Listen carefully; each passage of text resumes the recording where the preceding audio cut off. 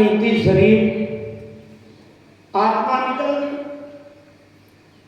अब शरीर को शमशान तक ले जाना है, तो सारी जिंदगी तो बढ़िया बेड पे, जिस बेड की कीमत 80,000, 1,00,000 रुपया बेड की कीमत, इतना बढ़िया गद्दा है, इस पे पड़ा, बैठ जाओ तो एक हाथ नीचे चले जाओ।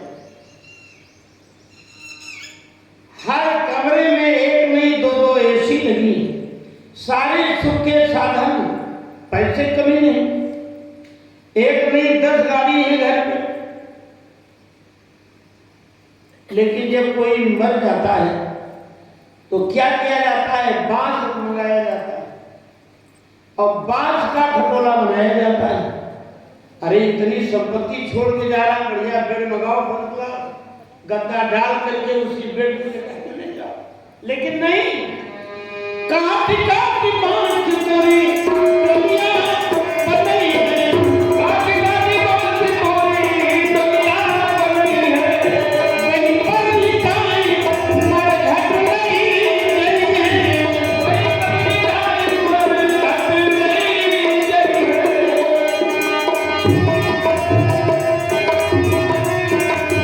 भाई भतीजा कहार बनी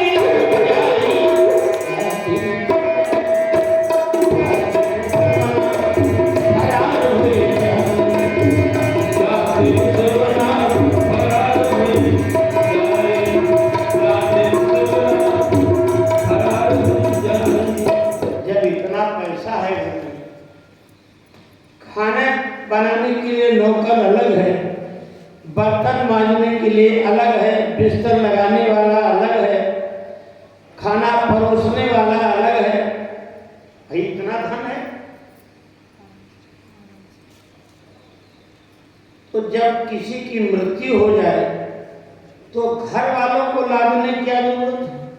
चौराहे से 4 बुजुर्ग बुला लो, कितना 300 रुपया होते, और वहां 2 घंटे का काम, 3 चक्कू 12,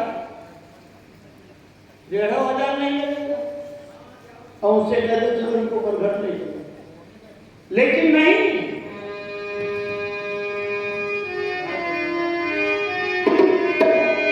काट काट बांस दुनिया बनी है, काट काट बांस दुनिया बनी है।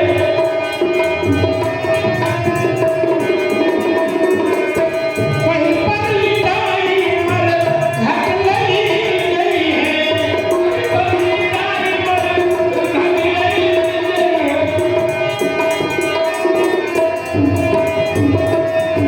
और भाई भतीजा कहार बनी जाती, फरार हो जाती।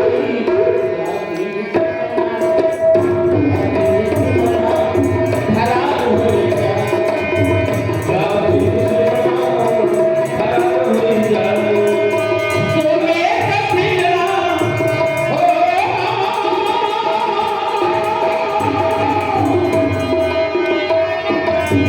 सोने का पिंजरा बेकार हुए जाई,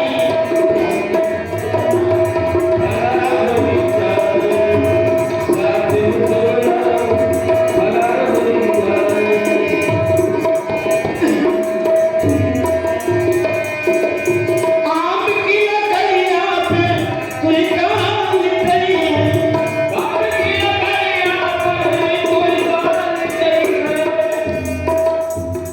आम की लकड़ी आज के समय में हवन के लिए ढूंढे नहीं मिलती। एक बार लखनऊ में हमने खुद हवन कराया था तो लकड़ी नहीं मिली थी, तो जानते हो कैसे हुआ? तो हीटर लगा दिया गया, तो स्वाहा है हीटर पर हवन कर दिया, लकड़ी नहीं मिली। आज की जो स्थिति चल रही है, तो इसी से आप अनुमान लगाओ तो हमारा आपका संस्कार लकड़ियों पे हो पाएगा कि नहीं। अब तो सरकार ने जगह जगह तो सब बनवा दिए, लिटा दिया गया, उस पर बटन दबा दिया जल के ला। ये बरेली में बना था। तो ये हम लोगों ने सुना था कि इंदिरा जी इसका उद्घाटन करने आ रही। तो दो चार लोगों से बातचीत हुई तो उनका इंदिरा जी तो अभी जिंदा है। क्या मतलब? हम कहा उद्घाटन का मतलब है इंदिरा जी मरे हुए हैं, पर होगा पहले उनका संस्कार किया जाए तो जाने उद्घाटन। बोले ये थोड़ी तो शुभारंभ करेगी तो उनका कोई मरा आदमी पर तो ले जाए तब तो उद्घाटन होगा। तो आज की वो समस्या है, लकड़ी एक बहुत बड़ी समस्या बनती जा रही है। कहाँ भोजन लकड़ी से बनाया जाता है, गोबर की कंडी से, और उसका जो धुआं उठता था वो हमारे आपके लिए औषधि का काम करता था।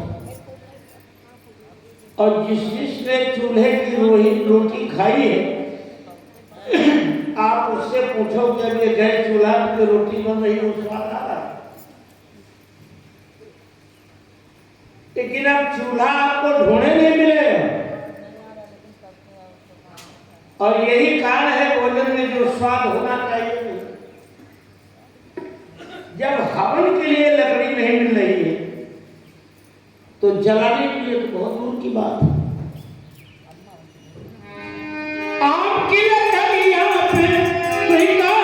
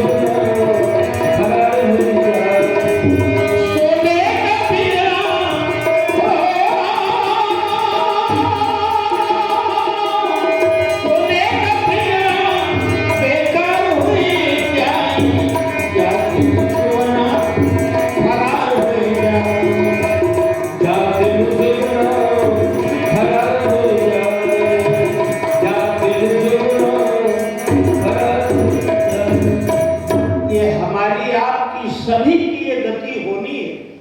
और हर व्यक्ति जानता है कि हम कोई अमर होकर नहीं आए, एक दिन सबको जाना। लेकिन इसके बाद भी हम इसकी कीमत समझ नहीं रहे। खेल कूद में, खाने पीने में, हंसने सोने में, इसी में बिताए दे रहे, और ऐसे जीवन बीत जाएगा, फिर चले जाएंगे। तात्पर्य है जानवर तो इतनी मणि कीमती ले गया और बालक को खेलने के लिए दे देता है। इधर शत्राजित अपने भाई को ढूंढने निकला, जंगल में चारों चिल्ला रहा, प्रसेन प्रसेन प्रसेन। अब प्रसेन कहीं जिंदा हो तब तो मिले, कहीं पता नहीं लगा। अपने घर लौट के आया, पत्नी ने पूछा कुछ पता लगा? कहा पता क्या लगे, हमको मालूम देता तो उसने मार डाला नीचे। अर्थ ही अनर्थ की जगह, कहां मणि थी, कैसे मिली और क्या हो रहा है मणि के लिए? भगवान को लांछन लग गया। भगवान मणि की खोज के लिए जाते हैं। जहां प्रसेन प्रसेन का घोड़ा मारा गया था वहां पहुंचे, सिंह के पंजे के निशान, बोले इसको तो किसी सिंह ने मारा। और आगे बढ़े,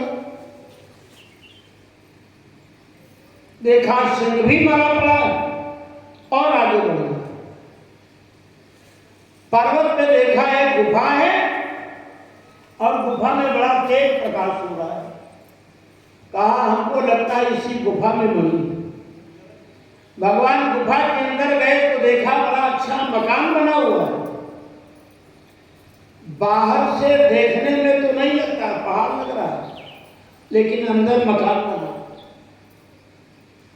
ये उस दिन जब हम लोग नैमिष गए थे तो भैया विजय को हमने दिखाया था कि गुरुदेव भगवान कभी बिल्डिंग में नहीं रहते थे, बाहर तो मजबूरी थी, लेकिन जब तक आश्रम में रहते थे वो गुफा बनी, ऊपर से मिट्टी का ढेर है और उसके अंदर पर्याप्त जगह, 4-6 आदमी आराम से पड़े रहे। और आजकल गर्मी के दिनों में तो उसमें बड़े आनंद आता है, बहुत ठंडा लगता है, न वहाँ कूलर लगाने की जरूरत है, न वहाँ पंखा की, अपने आप में है, उसमें शीतलता रहती। तो भगवान ने देखा बड़ा सुंदर भवन बना है और एक पालना पड़ है, उसी पालने में एक बच्चा लेता है और पालने में मणि बनी, उसी मणि से खेल रहा है। भगवान ने क्या किया, मणि उसके हाथ से ले ली, चल दिए। धाई जो है शोर बजा देती, जाम्बवान बलराम बरा। ये जामुत्री बहुत बलवान थे, दौड़ के आ गए, भगवान कृष्ण का और जामवंत का युद्ध शुरू हो गया। अर्थ ही अनर्थ की जड़ है, लांछन भी लगा और भक्त और भगवान का युद्ध हो रहा है मणि के लिए। भगवान के साथी 12 दिन तक वहां बैठे रहे। ऐसे समाज में बहुत साथी, अच्छे काम के लिए कोई साथी नहीं मिले। आप कोई अच्छा काम करो तो सहयोगी मिलेंगे, लेकिन बहुत कम लोग। और कोई गलत काम का विचार करो, अरे 10-20 हजार रुपया तो हम दे देंगे, तुम काट लो, मोड़ देखा जाए।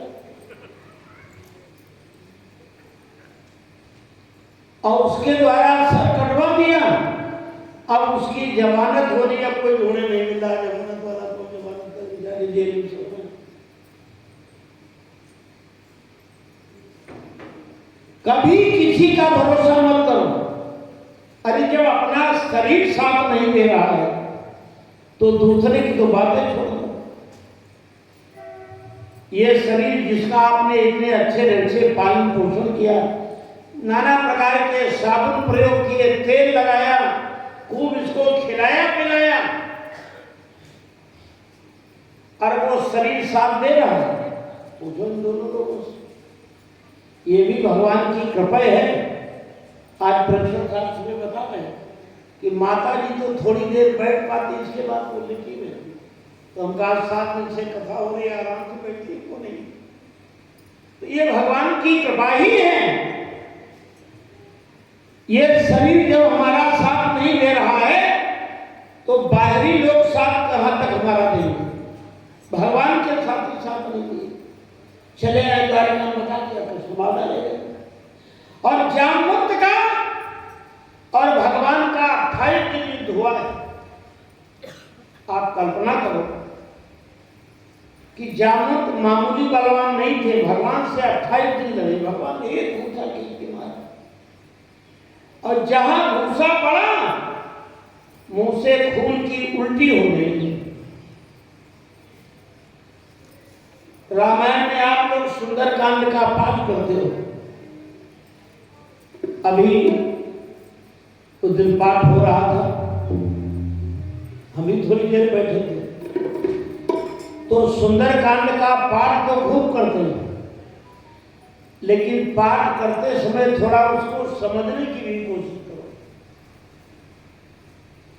जब हनुमान जी लंकिनी को जा रहे थे लंका को, तो ये लंकिनी आ गई सामने, है कहां जा रहा है, तुझे पता नहीं लंका का चोर हमारा भोजन। हनुमान जी को हंसी आ गई, अरे कहा बड़ा दुष्ट है, हंस रहा है, क्यों हंस रहा है? हनुमान जी ने कहा हंस इसलिए रहे कि तुम झूठ बोल रहे। हम झूठ बोल रहे, कैसे आपको पता है कि हम झूठ बोल रहे? बोले बिल्कुल झूठ है। तुम कहती हो लंका का चोर हमारा भोजन, तुम्हारा राजे नंबर 1 का चोर सीता जी को चुरा लाया, आज भी जिंदा बैठा है, अगर उसको खा लिया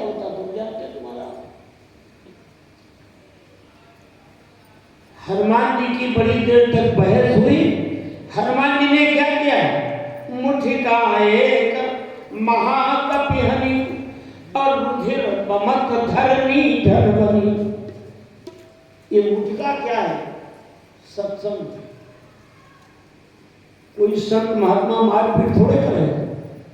अब आपको हम लोगों को मारपीट करना हो तो कोई गलगोल थोड़े है। उनका सत्संग ही जो है पर्याप्त, वही मुझे लिखा है। रुधिर वमन, खून की उल्टी होती है। ये खून की उल्टी क्या है? विकारों की उल्टी। जहां सत्संग रूपी घूसा पड़ा तो जितने विकार हैं धीरे धीरे सब बाहर आने लगते।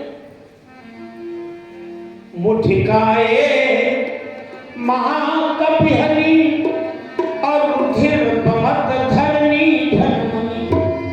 पुनित भारी मुठि जो लंका और जोर पान कर विनय सशंका। जब राम नहीं ब्रह्म पर दीना चलत विरंच कहा कोई टिकल होठ पे कपि के मारे। तब जाने निश्चर संघारे तो दात मोर पुण्य बहु।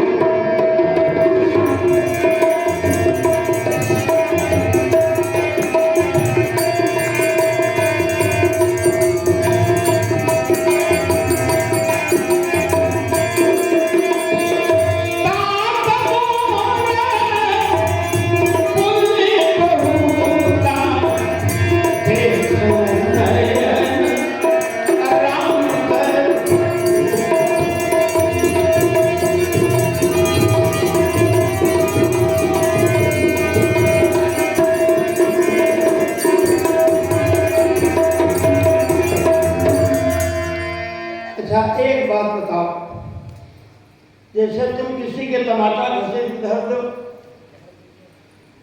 तो वो कहे हमारा परम सौभाग्य है, टमाटर ढेर मत दो। अगर जरा भी उसके अंदर बल है तो उठा के ढेर मारेंगे, 2-4 लाख अलग से लगेगा। अब वो कहती है मेरा पुण्य है जो आप जैसे महापुरुष का दर्शन हो। ये सत्संग बड़े भाग्य से मिलता है। भाग्योदय बहुत समर्पित।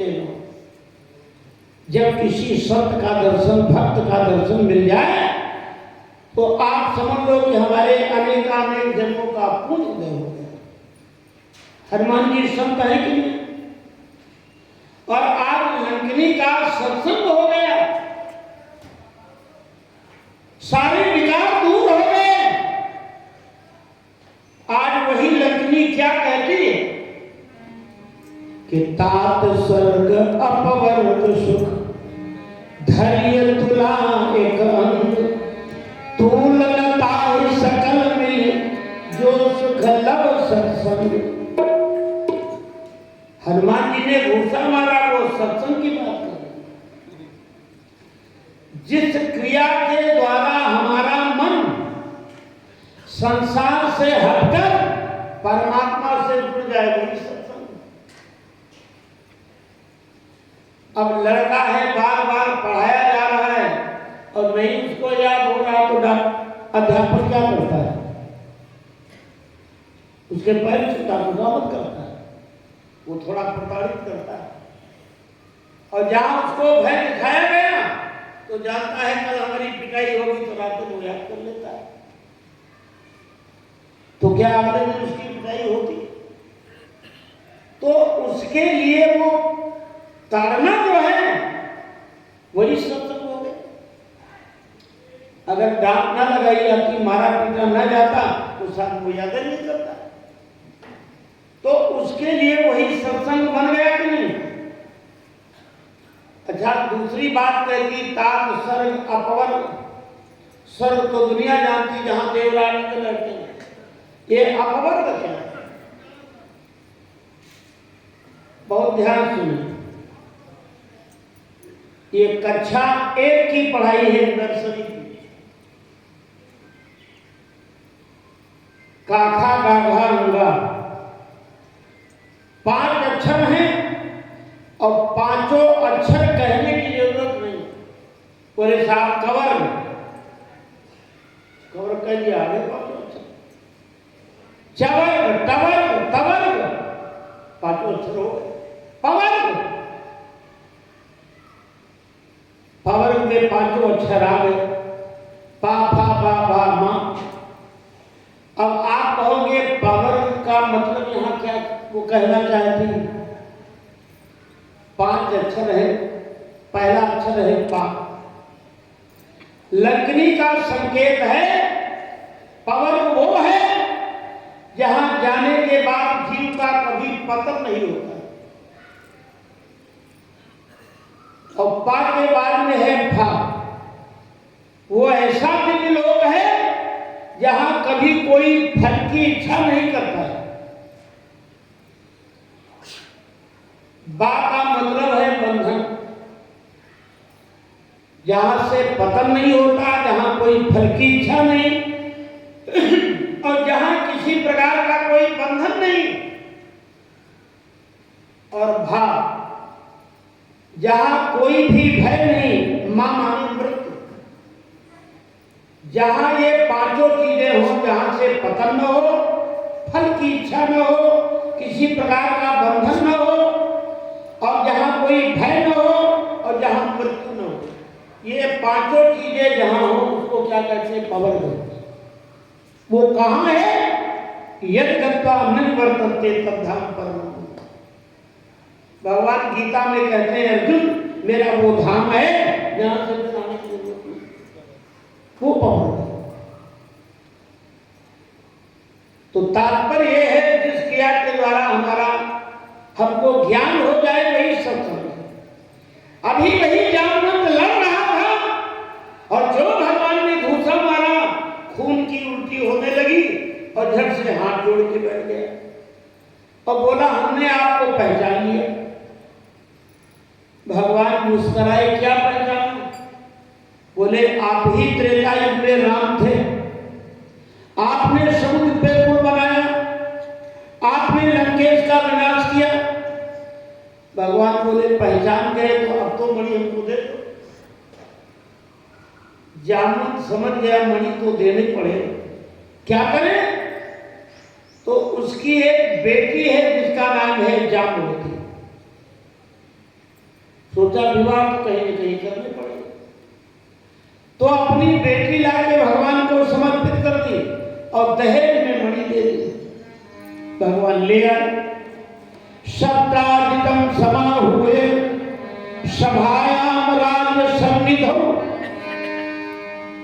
सभा लगाई गई, मणि कहां मिली, कैसे मिली, ये सारी घटना बताई और वो मणि सत्राजित को दे दी गई। मणि तो सत्राजित को मिल गई, लेकिन उसको घर से निकलना मुश्किल। जिधर निकले देखो यही नाला, ये जा रहा है, इसी ने कर्ण को चोरी लगाई। अब जिधर जाए यही है। इसकी बेटी है सत्यभामा। सोचा विवाह तो हमको भी करना है, तो ऐसा क्यों न करें, बेटी का विवाह कर दें और ये मणि दहेज में दे दो। इसने बेटी का विवाह कर दिया। जब मणि देने लगा भगवान बोले भैया अर्थ ये अनर्थ की जरूरत है, एक ही बच्चे कोई कसर बाकी नहीं हुई, ये अपनी चीज बेटी हमको चुका है। उस मणि के ऊपर, क्योंकि इतनी कीमती थी, अक्रूर और कृतवर्मा, ये अक्रूर वही है जिनकी कथा हमने कल बताई थी, जो भगवान के पद चिन्हों में लौटते जा रहे थे। बड़े बड़े ज्ञानी ध्यानी, भैया नोटों की गद्दी मिल जाए तो हम छोड़ थोड़े देंगे, भले थोड़ी देर के लिए दंड कहीं छुपा के रखना पड़े, नोटों की गद्दी मिल जाए तो क्या बोलना। बड़े बड़े ज्ञानी ध्यानी जो है वो धन के लोभ में पड़ करके सब भूल जाता है। आज भी ऐसे संत मौजूद हैं जिनका दर्शन दुर्लभ है, जिनको संसार की कोई आवश्यकता नहीं। अब वो घटना बताएंगे, बहुत समय लगेगा। गुरुदेव भगवान ने एक बार हम लोगों को संत का दर्शन कराया था ऋषिकेश में। तो ये जो भवें हैं ये इतनी बड़ी बड़ी थी, उनसे आंखें लगी हुई सफेद, और संत का शरीर एकदम बिल्कुल लाल सुर्ख रखा, जैसे घोंसले में पक्षी का बच्चा हो। एक एक रान उनकी एक इतनी थी मोटी। अब वो पेड़ की पत्ती उसिल उसिल के खा रहे हैं। तो गुरुदेव भगवान ने दिखाया तो हम लोग एक झलक देख पाए उनका। क्या उनको ये बुकनू अच्छा नहीं लगता? नींबू वाला अचार कोई वहां थोड़े उनको लेके जाता, न कुटू की पूरी को लेके जाता, वो पेड़ की पत्ती काट लाता और बढ़िया। वो भी संत हैं, और आज वो भी संत हैं। अरे जिनकी केवल गाड़ी की कीमत 3-3 करोड़ रुपए है, और स्वामी जी के साथ में 4-5 सैलो सरकारी राइफल लेके चल रहे हैं। अब वो अपना वैभव दिखा रहे, देखो हम संत हैं। बताओ संत को सैलो क्या देंगे? एक स्वामी जी हमारे नैमिष में हैं, वो भैया विजय जहां से गाड़ी मोड़े थे, कोने पे जो आश्रम था, तो वो स्वामी जी हैं। तो हमको मालूम था, तो उन्होंने नई नई राइफल खरीदी, और जैसे हमारे गढ़ के ऊपर कबर चढ़ा तो राइफल पे कबर चढ़ा। तो हम गए, स्वामी जी को प्रणाम किए। तो हम कहा, स्वामी जी ये किस संप्रदाय का दंड है? तो हमको देख के हम जानते थे, बोले ये दंड नहीं है। हम कहा ये फिर क्या है? बोले हमने राइफल खरीदी। तो हमने कहा, स्वामी जी आपको राइफल की काहे जरूरत? कोई दुश्मनी है? बोले दुश्मनी नहीं, लेकिन चोर लुटेरे घूमते रहते हैं। तो हम कहा कि तुम्हारे पास इतनी संपत्ति होगी तब तो खतरा। बताओ संत को इसकी क्या आवश्यकता है? संत की वाणी ही अर्थ का काम करती है। बहुत लोग नहीं जानते होंगे, जब इंदिरा गांधी प्रधानमंत्री थी, 60 की बात है कि 62 की, तो करपात्री जी ने गो रक्षा अभियान के उसमें जो है मीटिंग की थी। तो उसमें दंडी सन्यासी इकट्ठा हुए थे, और इंदिरा जी ने गोली चलवा दी गोपाष्टमी के दिन। तो हजारों दंडी सन्यासी मारे गए। करपात्री जी ने इंदिरा जी के ऊपर राइफल नहीं चलाई, कोई बांका कांटा नहीं चलाया। इंदिरा से कह दिया, जा तेरे परिवार का जब कोई व्यक्ति मरेगा तो गोपाष्टमी को ही मरेगा। संजय गांधी की मृत्यु कब हुई? गोपाष्टमी को। इंदिरा जी की मृत्यु कब हुई? गोपाष्टमी को। अब जो बचे हैं जो गए हैं गोपाष्टमी, जो संत की वाणी कभी झूठ नहीं होती। तो बताओ उनकी वाणी अर्थ का काम कर रही कि नहीं? तो आजकल स्वामी जी को शैडो चाहिए, क्या आवश्यकता है? इतनी संपत्ति क्यों? एक उदाहरण दें आपको। एक स्वामी जी थे हमारी तरह, खूब लाल पीले कपड़ा पहने और बड़ी बड़ी जटा। तो स्वामी जी का नियम था, जब कोई चेला बनाते थे तो एक 40 रुपया लेकर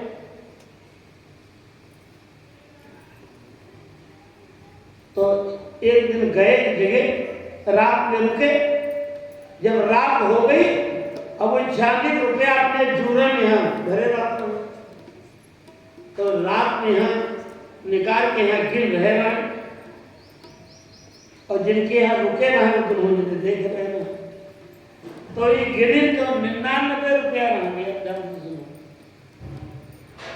तो स्वामी जी सोचे एक चेला और मिल जाए तो 100 पूरे हो जाए। और वो पत्नी देख रहे थे 46 रुपए स्वामी जी के पास 99 बनी योजना। स्वामी जी हाँ क्या है, कहा हमको भी चेला बना लो। अरे बोले हम तो इसीलिए उम्मीद है, लेकिन हमारी शर्त है हम जब मंत्र देते हैं तो 40 रुपया लेते हैं। अरे गुरु जी कैसी बात कर रहे हैं, जब आपको गुरु करेंगे तो 40 रुपया देंगे। अगले दिन हुई व्यवस्था, दिया मंत्र, बच्चा को चांदी वाला लाओ। पत्नी से कहा जाओ वहां डेरिया के ऊपर रखे निकाल लो, गुरु जी को दो। वो रहना नहीं करेगा। वो थोड़ी देर बाद आई, कहीं हुआ दिखा रह रहे हैं। अरे कहीं वहीं रखे और ढूंढो गए। फिर थोड़ा बहुत घर बनाया, लोग वहां नहीं मिल रहे। अरे तो यही रखे थे, क्या हुए? कोई घर में तो आया नहीं। पत्नी ने कुछ नहीं कहा, देख गुरु जी देख लो, बुद्धि देखो। कहा थे गुरु जी चुरा ली, गुरु जी है रुपया चुरा गया। गुरु जी 99 रुपया रहा जाके घरे रख दे रही है। तो कहा थे गुरु जी चुरा ली। कहा गुरु जी की तलाशी लो, कुछ हो रहा ना। काला कहा गुरु जी की जो है ये जो जटा है ये का खुलवाओ। अब गुरु जी की जब जटा खोली गए तो वह मत धरेगा तो खन खाने के लिए अपने गुरु जी रहे। चलो मिल तो गए, कोई दूसरा ले जाए तो दे जा धरे आओ। वो एक सिक्का निकाले, कल गुरु जी ये ले रुपया। गुरु जी सोचे अच्छा चेला जब चला ना काला गुरु जी कब यो काला भैया जब 99 इकट्ठा में गए तो फिर नहीं। तो संत को ज्यादा धन संपत्ति रखनी नहीं चाहिए। ऐसी कोई वक्त मत रखो जिसके जाने से आपको कष्ट। संत के पास लंगोटी है, चलो एक दो जोड़ी कपड़े। अब ज्यादा कीमती वस्तु रखने की क्या जरूरत? सन्यासी के लिए एक नियम है, या तो वो चांदी के पात्र में भोजन करे, या मिट्टी के पात्र में करे, या लकड़ी के पात्र में। तो जब हमने सन्यास लिया था तो हमारे 100 के चांदी गिलास खरीदे। अब वो गिलास 15 दिन नहीं चला। वो जहां कथा कहने गए थे मुझे कोई उठा नहीं। तो कई बार सब लोगों ने कहा स्वामी जी और खरीद लो, हमारा एक खरीदने तो गया, अभी तो नहीं कोई नहीं। तो ज्यादा कीमती वस्तु संत को रखनी नहीं चाहिए, क्योंकि उसका मन उसी में लगा है। कहने तात्पर्य है वो अक्रूर चाहते कि इतनी कीमती मणि हमको मिल जाए, कर्मा को बुलाया। क्या सत्यभामा की शादी तुम्हारे साथ तय थी, फिर कर दिया तो उनके साथ हम क्या करें? बोले जाओ मार डालो उनको, और उनके पास जो मणि है वो ला के हमको दे दो, देखिए कोई क्या करेगा। विनाश काले विपरीत बुद्धि, जाकर प्रभु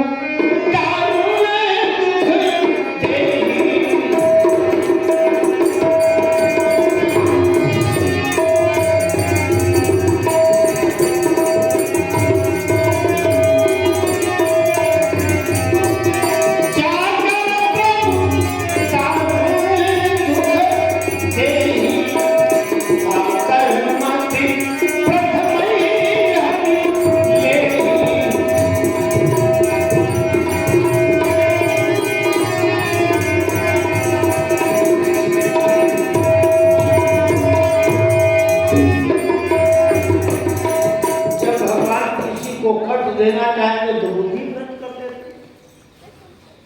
सद्धन्मा ने क्या किया, आकर के सत्राजित को मार डाला और मणि ले जाके अक्रूर जी को दे दिया। अक्रूर जी का वह मणि लेके यात्रा करने चले गए।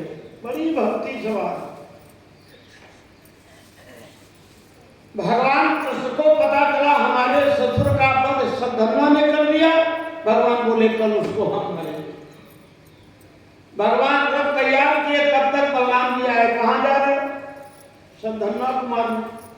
बलराम जी ने सोचा कि मरेगा, उसके पास मणि है बड़ी कीमती और हम हैं बड़े भाई, अगर हम साथ में रहेंगे तो मणि हमको मिलेगी तो उसको नहीं मिलेगी। अर्थ ही अनर्थ की जड़ है। ये कृष्ण बलराम की बात बता रहे हैं। बलराम जी ऊपर बैठ गए। भगवान गए, सद्धन्मा का वध किया, लगे ढूंढने। बलराम जी दौड़ के गए, बोले क्या मणि मिल गई? भगवान बोले दिखाई नहीं पड़ रही। अरे बलराम जी ने कहा हमको बेवकूफ बना रहा, वो दुनिया को धोखा दिया, हमको धोखा। मणि मिल गई है, तुम देना नहीं चाहते हो, जाओ, अगर तुम पांडवों की मदद करते हो तो हम कौरवों की मदद करेंगे। और बलराम जी उसी समय हस्तिनापुर गए, दुर्योधन को अपना चेला बनाया, गदा युद्ध सिखाना शुरू। ये तो कहो गनीमत रही, मणि मिल गई थी, नहीं तो महाभारत जो पढ़ते उसका इतिहास कुछ अलग होता। एक तरफ हलधर महाराज होते, एक तरफ चक्रधर। भगवान ने सोचा मणि के लिए भाई भाई में विवाद। अब आप सोचो कहाँ मणि थी, किसकी मणि थी, और इस मणि के लिए क्या क्या कोई कसर रही। भगवान ने अपने गुप्तचरों को भेजा। ये जब बनारस में पहुंचे तो आज भी वो घाट मणिकर्णिका घाट नाम से प्रसिद्ध है। ये अक्रूर जी वहां मणि लिए पूजा कर रहे। उन्होंने जाके पकड़ लिया, बोले यहां मणि लिए बैठे, वहां भाई भाई में विवाद चला। पकड़ करके लाया गया। बलराम जी को सूचना दी कि बलराम आ गए, अब तो मिल जाएगी। भगवान ने सभा लगाई, कहा ये मणि किसको दी जाए? तो जैसे बाप की संपत्ति है तो उस पर अधिकार किसका होता है? बेटा का होता है। और अगर बेटा नहीं है तो बेटी का अधिकार। सत्राजित के कोई बेटा था ही नहीं, यही बेटी थी जो भगवान को भी आई। तो सब लोगों ने कहा अधिकार बेटी का है। तो अब वो सत्यभामा को दे दी गई, और सत्यभामा जो है वो भगवान की पत्नी। तो जब भगवान की पत्नी के पास है तो भगवान का तो अधिकार है। तब बलराम जी को बहुत कष्ट हुआ।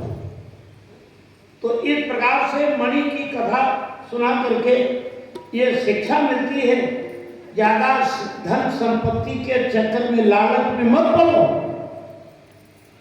ये धन संपत्ति जो है ये हम आपको बर्बाद कर देगी।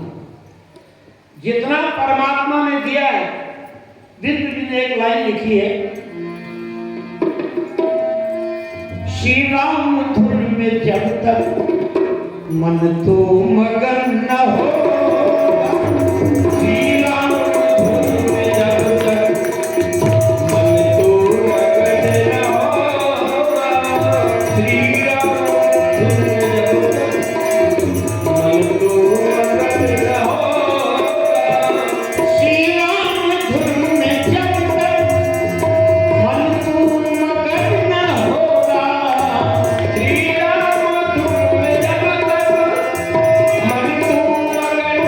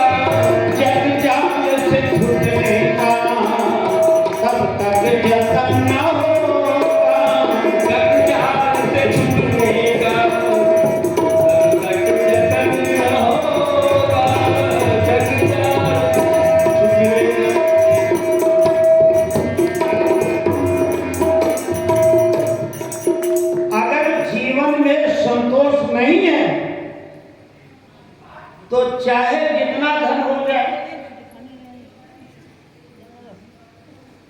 अंबानी से अगर एकदम पूछ दिया जाए तुम्हारे पास कितना धन है तो बता नहीं पाएंगे। और जब ज्यादा धन होता है तो दुरुपयोग भी होता है। कितने करोड़ रुपया बेटे की शादी में नाचने वाली ले गई? 72 करोड़ या 76 करोड़ एक नाचने वाली ले गई थी अंबानी जी से। हमारे सीतापुर में गुप्ता जी हैं, उनकी 2 फैक्ट्री और एक बेटी थी। तो बड़े उनके रिश्तेदार लोग चक्कर लगाते थे कि हमारे बेटी की शादी हो जाए तो 2 फैक्ट्री हमको मिल जाएंगी। गुप्ता जी ने कहा हम बेटी का विवाह उसके साथ करेंगे जिसके घर में खाने को नहीं हो। और सही बात, उन्होंने जो शादी की जिस लड़के से, उसकी मां दूसरे के यहां बर्तन मांगती और बर्तन मान मान करके अपने बेटे को पालती थी। उनके लड़के से अपनी बेटी की शादी की और सारी प्रॉपर्टी उनको लिख दी। आज अब देखो जाके वही लड़का एक नहीं 4 गाड़ी लेके घूम रहा। बताओ, जब तक वो जीवित रहेगा उसके माँ बाप रहेंगे, आशीर्वाद देंगे कि नहीं?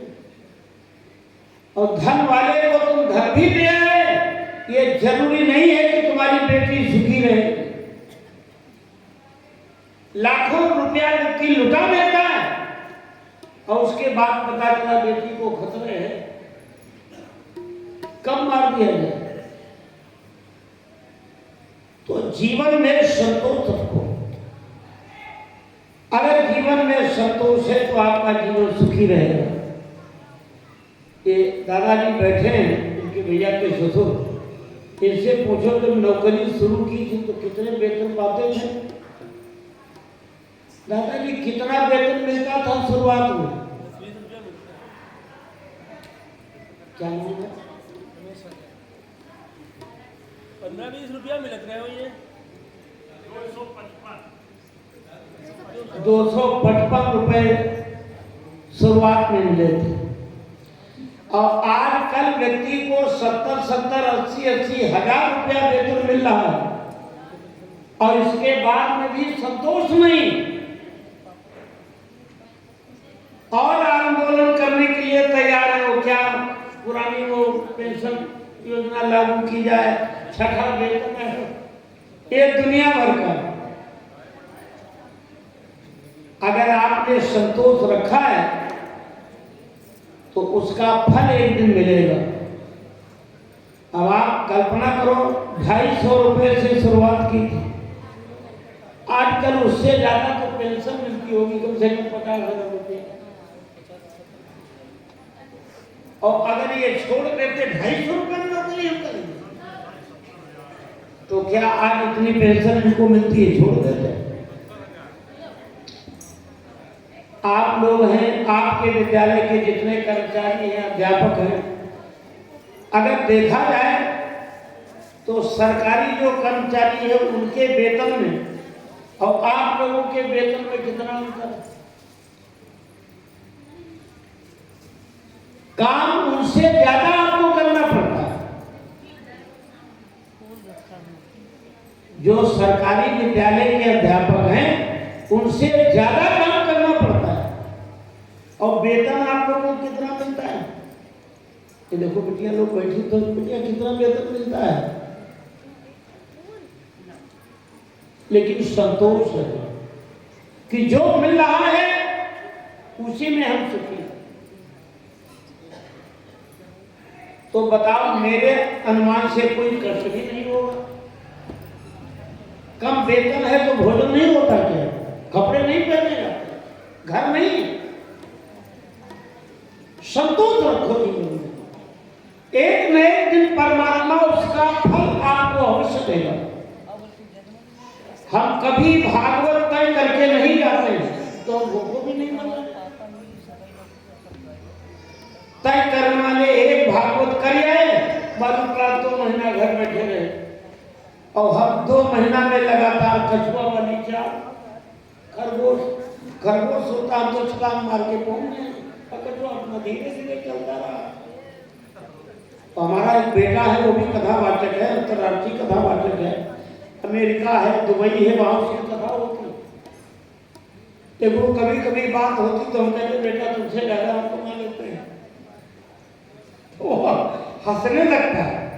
वो 4-5 लाख रुपया एक कथा का लेता है, तो 4-5 लाख रुपया एक कथा में ले आया, 2 महीना घर बैठा, और 2 महीने में हमारी कितनी कथाएं हो गई? अगर 6 ही कथाएं लग गई तो उस कथा का जो चढ़ावा है, राशन है, बर्तन है, कपड़े हैं, वो सब हिसाब लगा तुमसे ज्यादा हो जाएगा कि नहीं? अब ये है भाई, परिश्रम तो करने पड़ेगा। जब 6 कथा कहेंगे तो बराबर बोलना तो पड़ेगा, लेकिन परिश्रम करते हैं तो उसका फल भी मिल रहा है। और नहीं तो एक कथा, और अब बुढ़ापा में कोई कथा हमसे सुनने नहीं करता। जब भैया ने जिस समय कथा हुई थी 2004 में, तो हमारा इनका कोई परिचय नहीं था। ये भैया जो तबला बजा रहे हैं, इनके चाचा, इनके पिताजी सब लोग परिचित थे। तो कहीं आपसे बातचीत हुई तो हमारा परिचय दिया। तो जब हम आए, हमारी इनकी मुलाकात हुई, वो कौन स्टेशन है, हाँ, रघुराम सिंह। तो अब हमको ये देख करके बड़े उदास, हालांकि इन्होंने हमसे नहीं कहा, लेकिन इन्होंने गांव में चर्चा की होगी। बोले हम तो सोचते थे बढ़िया कथा होगी, और ये बुढ़े आदमी बोल पाएंगे कि नहीं, आवाज निकलेगी। लेकिन जब कथा प्रारंभ हुई तो बताते इतनी भीड़ जुटी, तारीफ नहीं करते लेकिन बता रहे हैं। एक और गांव में नौटंकी चल रही थी, और एक और हमारी कथा, इन्हें क्या पूछो। जब कथा समाप्त हो गई उसके बाद वही के लोग उठ के वहां गए, और जब तक हमारी कथा होती रही 2 आदमी वहां नहीं गए थे। तो कहने तात्पर्य है, जीवन में संतोष रखो, परमात्मा पे विश्वास रखो, आपको फल जरूर मिलेगा। कौने सीधे बिनु भी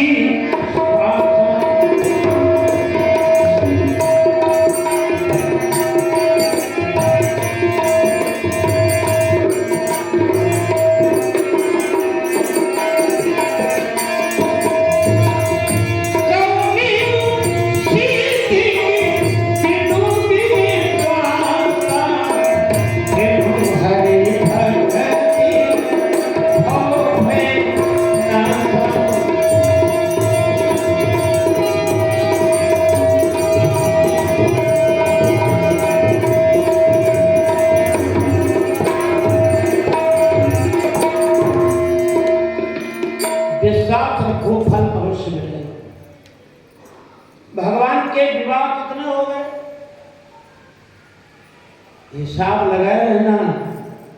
कल रुक्मिणी के साथ हुआ था, जाम्बवती के साथ, सत्यभामा के साथ 3 विवाह हो गए। हम बीच में पूछ भी सकते हैं, तो अगर आप लोग कथा सुन रहे हो तब तो बता पाओगे। और जो इधर उधर मन भटक रहा है, तो जब पूछा जाएगा तो सब भूल जाओगे। 3 विवाह हो गए।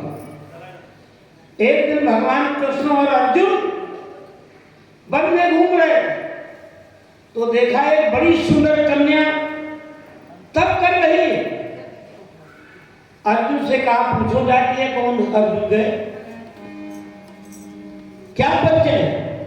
बोली, अहम देवस्य सवितुर दुहिता पतिनिक्षति विष्णु वरेण्यं वरुणं तपा परं महत्ता। वह सूर्य की पुत्री और विष्णु को पति बनाना चाहती, इसलिए तप कर रही। कालिंदी समाख्याता बसामि यमुना जले। मेरा नाम कालिंदी है, मैं यही यमुना जल में निवास करती हूँ। अर्जुन ने कहा जो विष्णु है वही द्वापर में तो कृष्ण के सामने रखते बैठे। कालिंदी ने जाके जलमान पहना दिया। जब कालिंदी ने जलमान पहना दिया, मित्र बंधा को स्वयं में प्राप्त किया, भद्रा नाम की गोपी से विवाह हुआ, लक्ष्मणा से विवाह हुआ। अब कितने हो गए? कितने हो गए? 7 हो गए। एक राजा है नग्नजित, जिसकी बेटी का नाम है सत्या। सत्या के विवाह के लिए 7 बैल छोड़े गए, बड़ी नुकीली चीजें, और ये संकल्प है जो एक साथ में इनको नाथ के लाएगा वही इनका नाथ होगा। बड़े बड़े राजा लोग गए और बैल बड़े पेड़ जहां सामने जाए पेड़ से एक दिन भगवान कृष्ण पहुंच गए कि नरेंद्र और कभी विगर्हिता राजन ने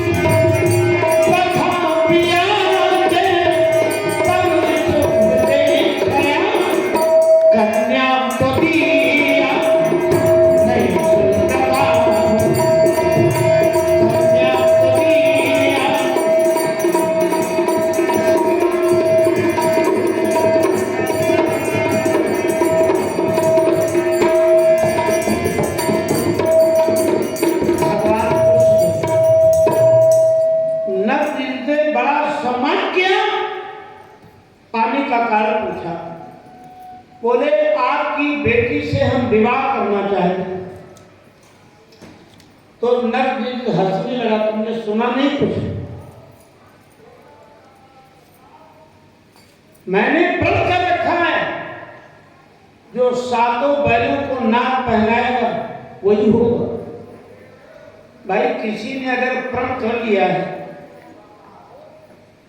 तो प्राण जाए पर वचन जाइए। आजकल नेता लोग पता नहीं दिन भर में कितने प्रण करते हैं, कोई पूरा करता है। एक घटना आपको बताएं, बहुत बढ़िया बात है, ध्यान देके आप सुने। आप लोग सब जानते हो मैया जानकी जब अपने मायके में थी तो गृह कार्य अपने आप करती थी। क्या राजा जनक के यहाँ कोई नौकर चाकर नहीं थी? भाई यही तो वर्णन मिलता है, सीता जी लीप रही थी और एक हाथ से धनुष को उठा लिया, तभी तो जनक ने प्रण किया। तो सीता जी का जब विवाह हो गया, अयोध्या में आई, तो राजा दशरथ के यहाँ कोई नौकर चाकरों की कमी थी क्या? लेकिन सीता जी का अपना स्वभाव था। एक दिन आंगन में झाड़ू लगा दी और झाड़ू की एक सींग सीता जी के पैर में लग गई, खून निकल गया। और सीता जी ने जैसे झाड़ू की ओर देखा, एकदम झाड़ू जलने लगी। अरे हाहाकार मच गई। कौशल्या देख रही थी, एकदम चीख पड़ी, बेहोश पड़ी। भगवान राम आ गए, चारों भैया आ गए, दशरथ जी आए, कृष्ण जी आए। क्या हुआ क्या हुआ? पंखा हाँका जा रहा है, पानी मुंह पे छिड़का जा रहा है। बड़ी देर बाद कौशल्या को होश आया। तो भगवान श्री राम ने पूछा, माता जी क्या हुआ? कौशल्या बोली, हुआ नहीं है लेकिन होने वाला है। क्या मतलब? ये बड़ी बहु बड़ी विचित्र है। अरे क्या हुआ बताओगे कुछ? अभी अभी हमने देखा, एक झाड़ू की सीट पैर में लग गई और इसने झाड़ू की ओर देख लिया, झाड़ू जल गई। तो जैसे हमारे मन का कोई काम न हुआ और हम डूब गए और ये हमारी ओर देख रहे हैं, तो हमको बच गया, बिना तरीके हो जाओ। भगवान ने जब सुना तो एकदम गंभीर हो गए, सीता जी को बुलाया, बोले आज हम कुछ मांगना चाहते हैं। सीता जी रो पड़ी, अरे मैं आपकी अर्धांगिनी हूं, मांगने का अधिकार मेरा है ना कि आपका। भगवान ने कहा नहीं, आज हम मांगेंगे। भगवान ने कहा तो आज ये वचन दो, तुम्हारे ऊपर चाहे जितनी बड़ी मुसीबत आ जाए तुम कभी क्रोध नहीं करोगी। मैया जानकी ने वचन दे दिया। जब रावण ने सीता जी का हरण किया है तो सीता जी साधारण देवी थोड़ा है, साक्षात जगदम्बा है। अगर चाहती तो रावण को वहीं जला के भस्म कर देती, लेकिन क्यों नहीं किया? मैया जानकी कह रही रावण से, ये भाव कहाँ है हमको नहीं मालूम, लेकिन इनके चाचा जी सुनाया करते थे कि हार गई मैं तो पिया से बचन,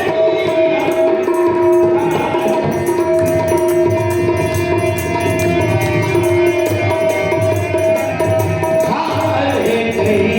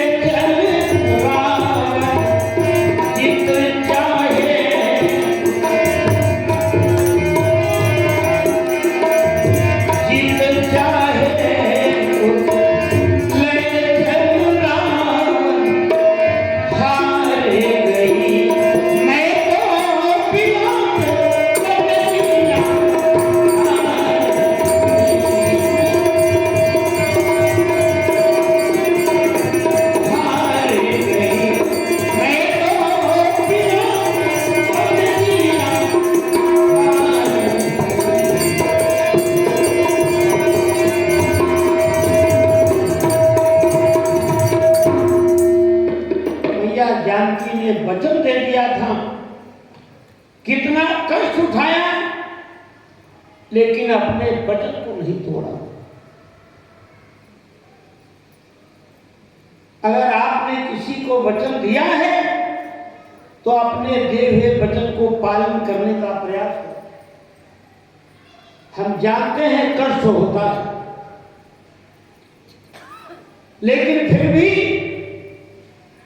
जीवन में ये बनाए रहो कि हमने किसी को वचन दिया है तो वचन हमारा न जाने पाए, चाहे कितना कष्ट हो।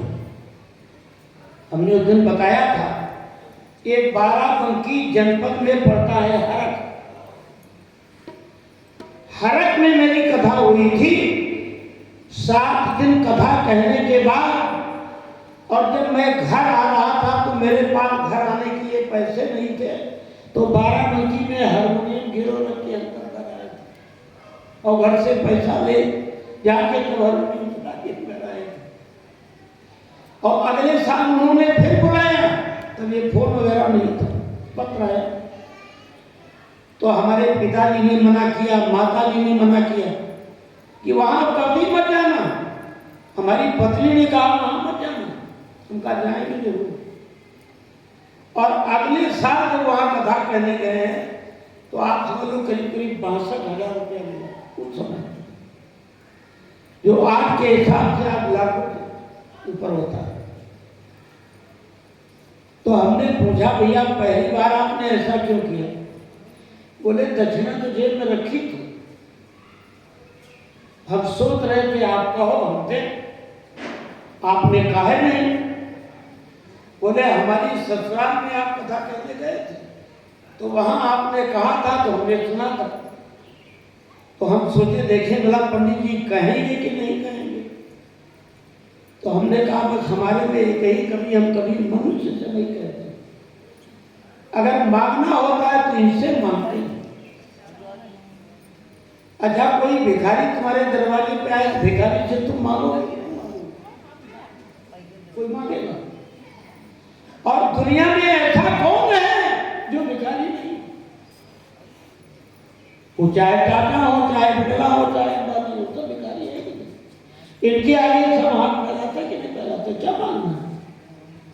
अगर ये दुनिया को देते हैं तो हमको भी देंगे। तो कभी भी जीवन में धैर्य मत हो, हर स्थिति में समभाव से बने। समुद्र है, चाहे जितनी बरसात हो जाए कभी उफनाता नहीं, और चाहे जितना सूखा पड़ जाए समुद्र कभी घटता नहीं, समान रहता है तो ठीक, नहीं है तो ठीक। हो सकता है कभी ऐसा अवसर मिले 2-4 दिन भोजन ही न मिले, तो हर स्थिति में प्रसन्न रहो, नूतन बालवत स्वभाव रखो। कहने का तात्पर्य है, आज राजा नगनीत ने कहा प्रतिज्ञा नहीं तोड़ेंगे, आत्मान सप्तधा कृत्वा, भगवान ने अपने 7 रूप बना लिए और एक साथ जाके 7 बैलों को नाक पहना दिया।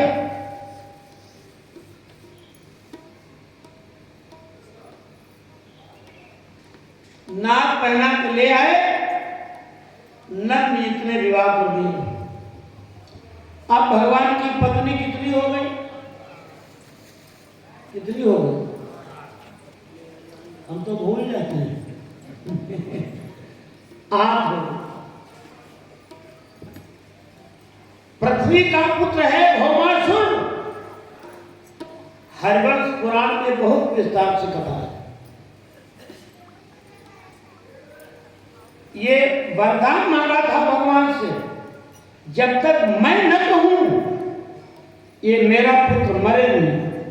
भगवान ने तथास्तु कह दिया, और ये घटना भौमासुर को मालूम। तो भौमासुर जानता है अमर है कोई, मां कभी चाहे कितना नालायक बेटा हो, कुपुत्रो जाए तो प्रजुदन कुमाता न होती। लड़का दुष्ट हो सकता है लेकिन माता कुमाता नहीं होती। 16,100 लड़कियों को जबरदस्ती पकड़ करके और अपने कारागार में बंद कर रखा। अब ये लड़कियां कौन थी, कैसे थी, ये सब बड़ी विस्तृत चर्चा है, फिर कभी समय मिलेगा चर्चा करेंगे। इन लड़कियों को कारागार में बंद कर रखा। राजा लोग भगवान के पास गए कि हमारी कन्याओं को छुड़ाओ। आज भगवान जब युद्ध करने चले हैं तो सभार्यो गरुणारूढ़ा प्राग ज्योतिषपुरम, ये प्राग ज्योतिषपुर में रहता है और इसके नगर की सुरक्षा व्यवस्था बिल्कुल सद्दाम हुसैन की तरह। उसने भी अपनी सुरक्षा की बड़ी व्यवस्था की थी, लेकिन बाद में मारा गया था। जब इंदिरा जी मारी जा सकती है तो उनसे ज्यादा हम आप सुरक्षा व्यवस्था करेंगे।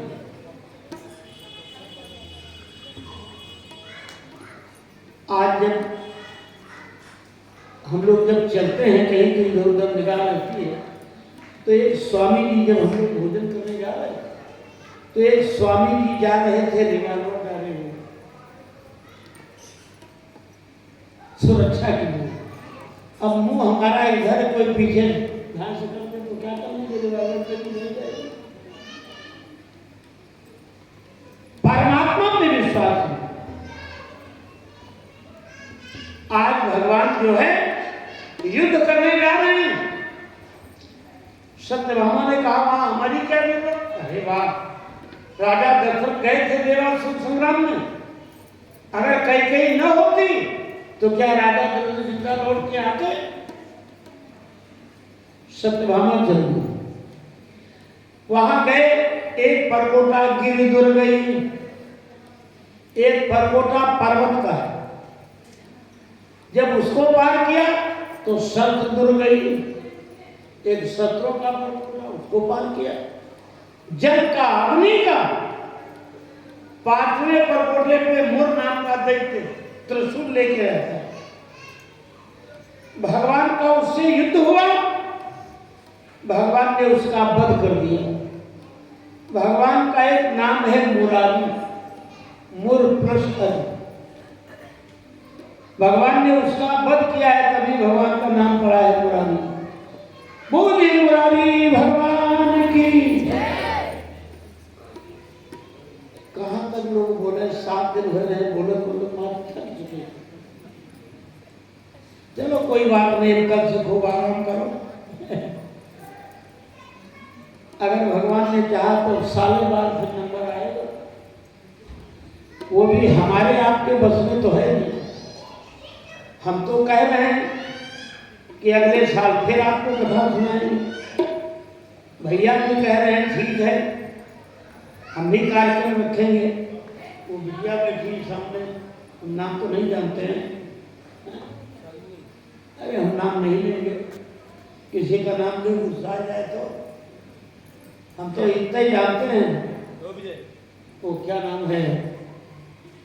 अरे वो सवेरे हमारे लिए नाश्ता बना के लाते हैं, बस इतने जानते हैं। वो भी कह रहे हैं कि अगले साल फिर होगा कार्यक्रम। होगा नहीं होगा ये माता जी के ऊपर निर्भर करता है। योजना हम लोग वर्षों की बनाते हैं, और आज का पता नहीं है कि आज हम 7 बजे तक कथा कह पाएंगे कि नहीं कह पाएंगे। क्षणभंगुर जीवन की कलिका, कल प्राप्ति को जाने, खिली न खिली। क्षणभंगुर जीवन की कलिका, कल होके प्रभात खिली न खिली। क्षणभंगुर जीवन की कलिका, कल प्राप्ति को जाने, खिली न खिली। क्षणभंगुर जीवन की कलिका, कल प्राप्ति को जाने, खिली न खिली। मलया जल की सूची शीतल मंद, सुगंध समीर मिली न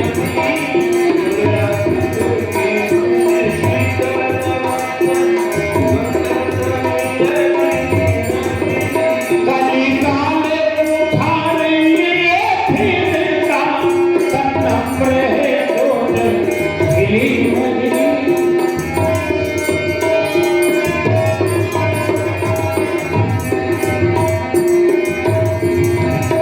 भजते हरि नाम हरि रचना, भजते हरि नाम हरि रचना। अंत समय खिली नहीं।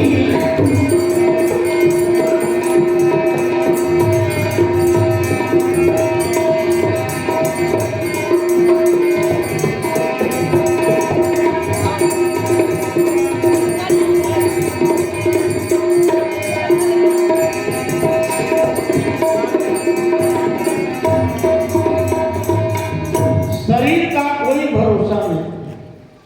क्या भरोसा है, जिंदगी का साथ देती नहीं है किसी।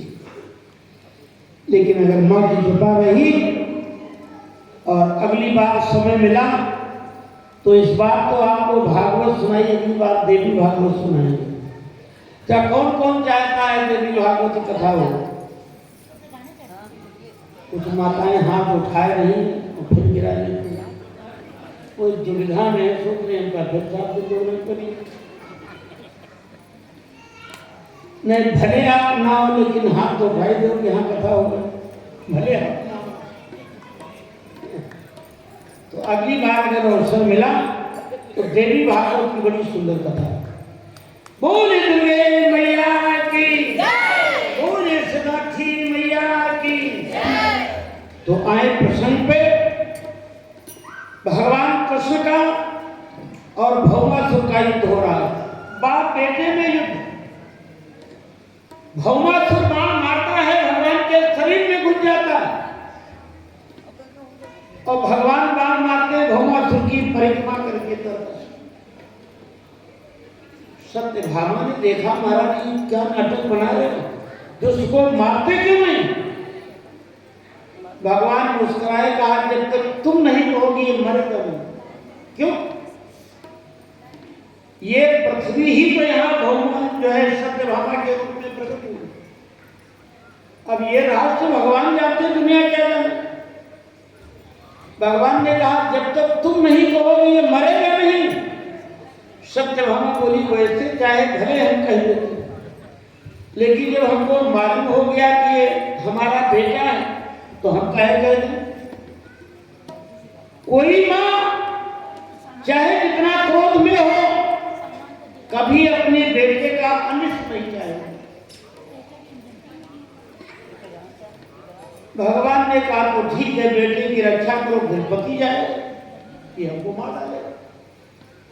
तो अब सत्यभामा ने सोचा अब मैं क्या करूं, एक और पति है एक और पुत्र है। तो हम कई बार बता चुके नारी के लिए उसका पति ही सर्वस्व।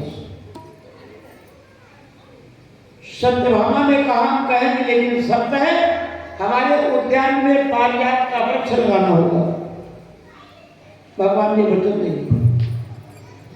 सत्यभामा ने कह दिया भौमासुर मर जाए, इतना कहना था भगवान ने फेंक के चंड मारा, सर पड़ गया,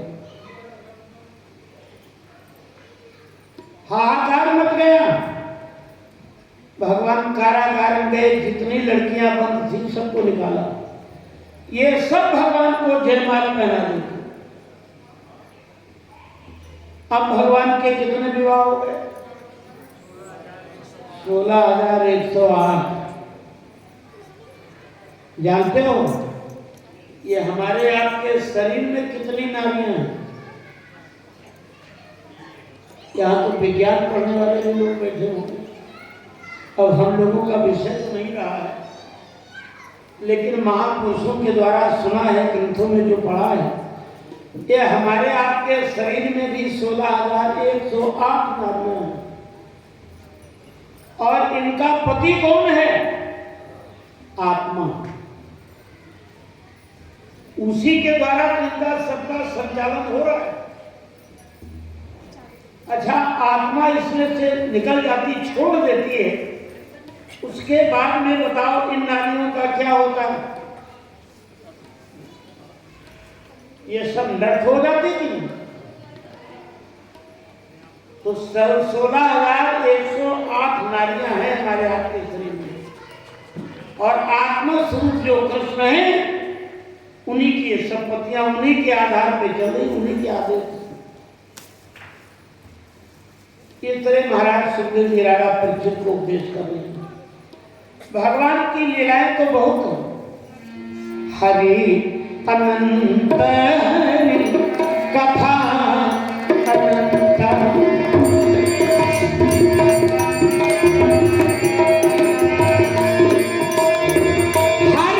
अनंत हरि कथा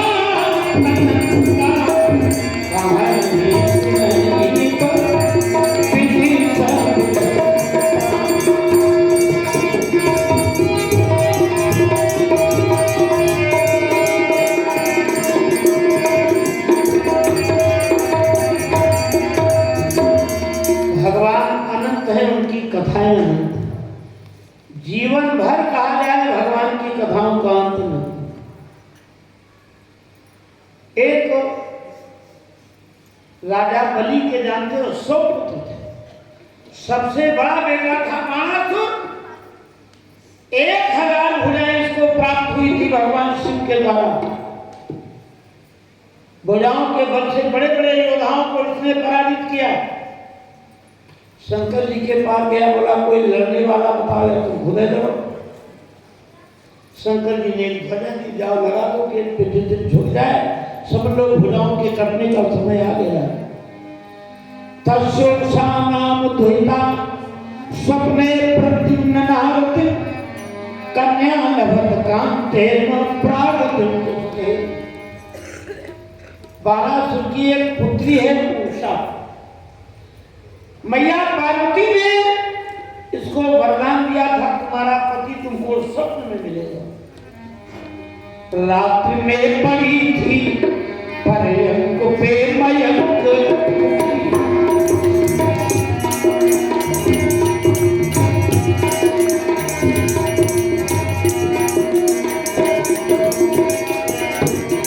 रात्रि में पड़ी थी पर्यंक पे मयंक, उषा कुछ मन में विचार करने लगी।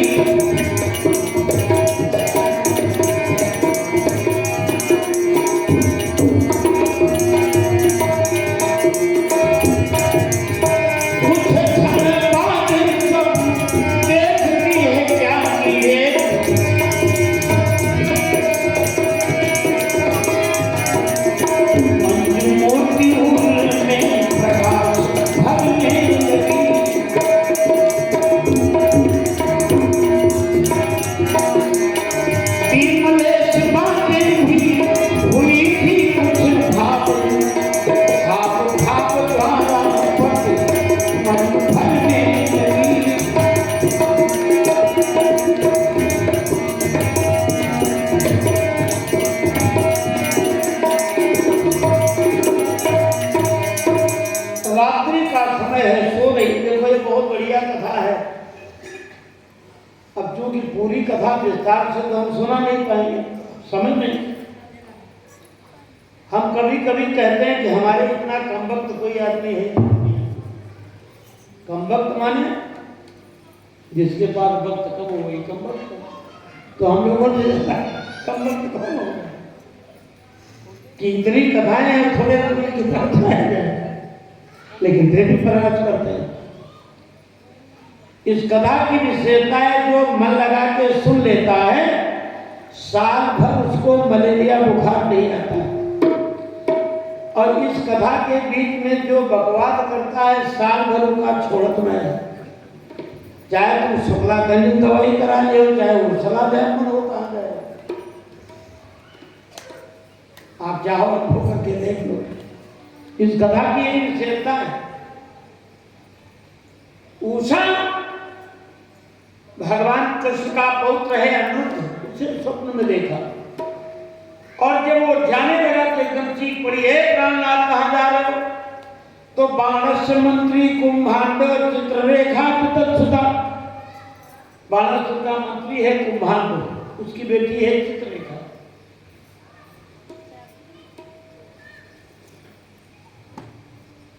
वो बात मेरे बहन, अभी तो तुम्हारा विवाह नहीं हुआ, ये प्राणनाथ कह करके किसको बुला रही?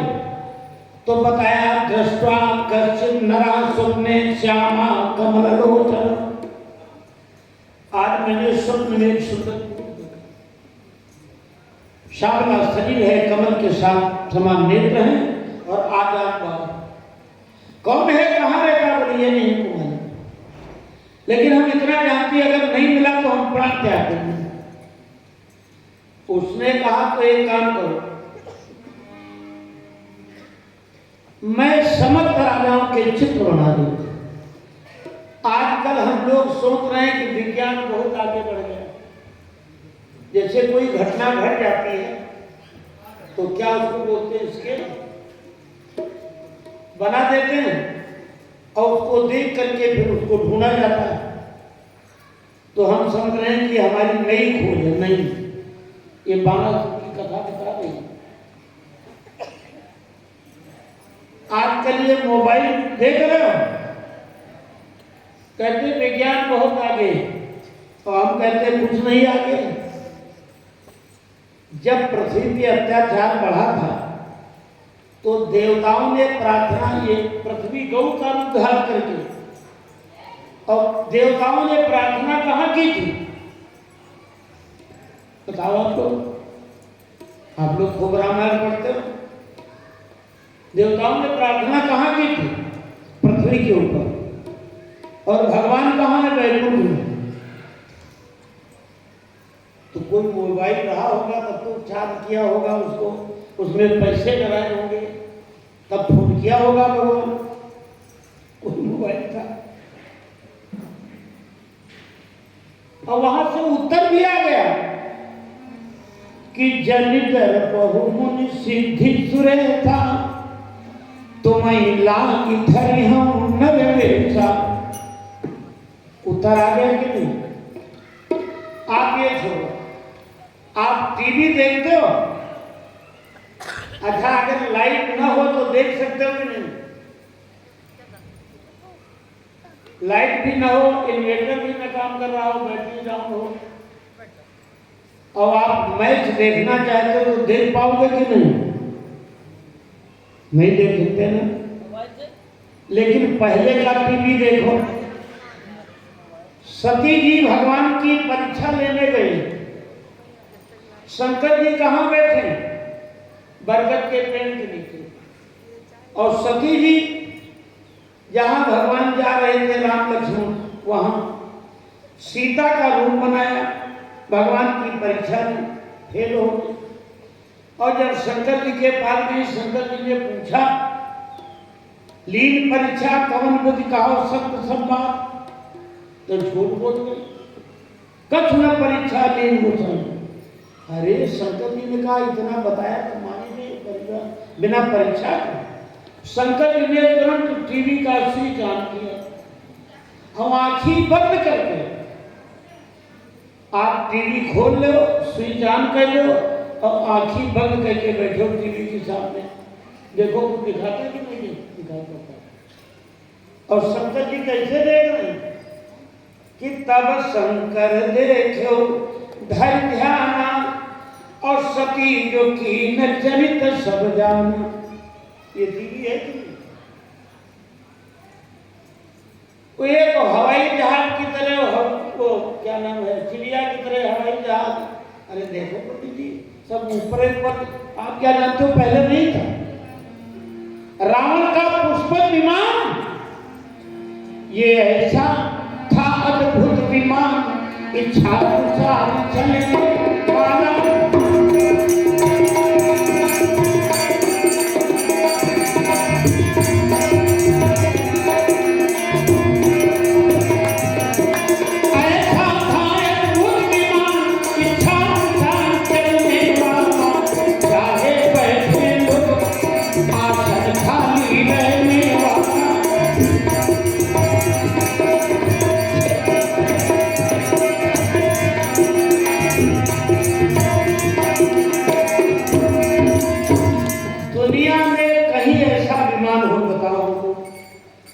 न उसमें ड्राइवर की जरूरत, और चाहे जितने आदमी बैठ जाए एक सीट खाली। खाली मन से संकल्प करो, जहां संकल्प किया वहीं लेके जा। एक और विशेष बात थी, जानते हो क्या?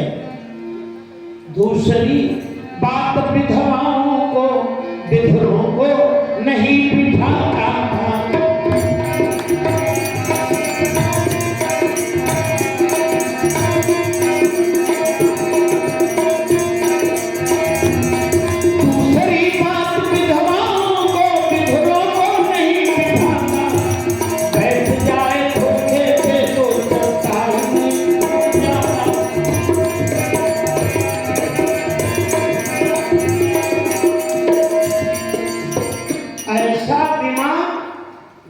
विधवा स्त्री बैठ जाए तो नहीं चल सकता है। बताओ आज तक दुनिया में कोई ऐसा हेलीकॉप्टर हवाई जहाज बना हो जिसमें सोनिया गांधी बैठी हो, न उड़ा हो? कोई बताओ, कोई हवाई जहाज हेलीकॉप्टर ऐसा है? या जिसकी पत्नी मर गई ऐसा पुरुष बैठ जाते? ये विज्ञान था। आजकल बड़े बड़े सर्जन बोले साहब यहाँ नहीं विदेशों में बड़ा अच्छा इलाज होता है। क्या शंकर जी से बड़ा कोई सर्जन आज तक पैदा हुआ दुनिया में? कि आदमी का मुंह काट करके हाथी का मुंह लगा दिया? कोई ऐसा डॉक्टर है दुनिया में? आदमी का मुंह काट करके गधा का मुंह लगा दिया?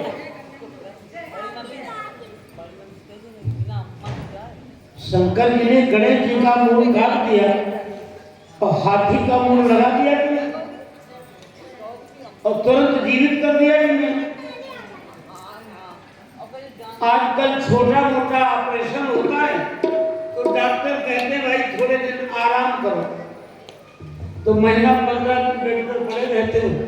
गणेश जी का जब मुंह जोड़ागा तो कब तक गणेश जी बेड पर पड़े रहेगा? ये भी क्या हो? अरे भगवान विष्णु का मस्तक कट गया, और वो भी लक्ष्मी के श्राप के कारण। अब श्राप क्यों दिया लक्ष्मी ने, ये बात में फिर कभी होगी चर्चा। भगवान विष्णु का मस्तक कट गया और उसकी जगह घोड़े का मुंह लगा दिया गया। भगवान हैग्रीव हो गए, है कहते हैं घोड़े को, घोड़ ये विज्ञान था। अच्छा एक बात बताओ, ये गणेश जी का जो मूड कटा रहा है, तो मूड कटके कहीं गिरा तो होबे करेगा। कहाँ गिरा था कोई पता है? हमारी सब उन्नाव गिरे तो गिरा नहीं था, गिरा था। ये गणेश जी का सब जो कटा है ये नरक सागर में जाके गिरा है। और भगवान विष्णु का जो मस्तक कटा है वो भी नरक सागर में जाके गिरा। ये सब देवी भागवत में प्रमाण है। बताया अगली बात देवी भागवत कहेंगे, ये सारी कथाएं आपको सुनाएंगे। देवी भागवत में वो कथाएं हैं जो अन्य पुराणों में आपको मिलेंगी नहीं। बड़ी सुंदर देवी भागवत। बोलिए भगवान भगवान की, सदगुरुदेव भगवान की। ये चित्ररेखा चित्र बनाने लगी।